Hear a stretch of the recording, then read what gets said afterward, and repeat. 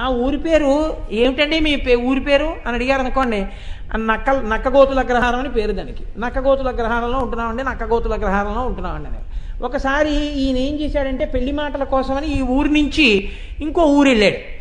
ఆ ఊళ్ళో వెడితే ఆ ఊళ్ళో ఏదో మంచి సంబంధం కలిసి వచ్చింది. వాళ్ళు మీరు ఏ ఊళ్ళో ఉంటున్నారు అని అడిగారు. నక్కగోతుల అగ్రహారం అంటే వీడు నక్క చిత్తులు లాంటి వాడేమో అలాంటి ఊళ్ళో ఉన్నాడంటే అనుకుంటారేమో అని ఆయన అన్నాడు. జంబుకారంధ్రాగ్రహారం అన్నాడు.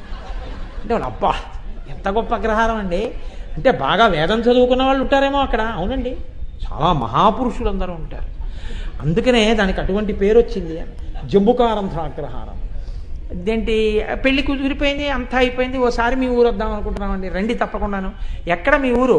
ఏం లేదండి, కాకినాడ వచ్చేసి కాకినాడ నుంచి మీరు బస్సు చూస్తే ఏదో ఫలానా చోటుకి వెళ్ళే బస్సు ఉంటుంది, కండక్టర్ని అడగండి ఎక్కించుకుంటాడు.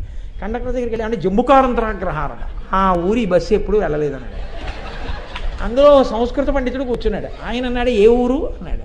జంబుకారంధ్రాగ్రహారం అన్నాడు. ఎవరి కోసం అన్నాడు. ఫలానా ఆయన కోసం. ఓహో పెళ్లి కుదిరింది ఈ మధ్య మీ వాళ్ళతో నేనేంటి? ఆయన నవ్వుకున్నాడు, ఇలా చెప్పాడనమాట. జంబుకం అంటే నక్క, రంధ్రం అంటే గొయ్యి, నక్క గోతుల అగ్రహారం అనండి ఈ బస్సు ఎడుతుందన్నాడు.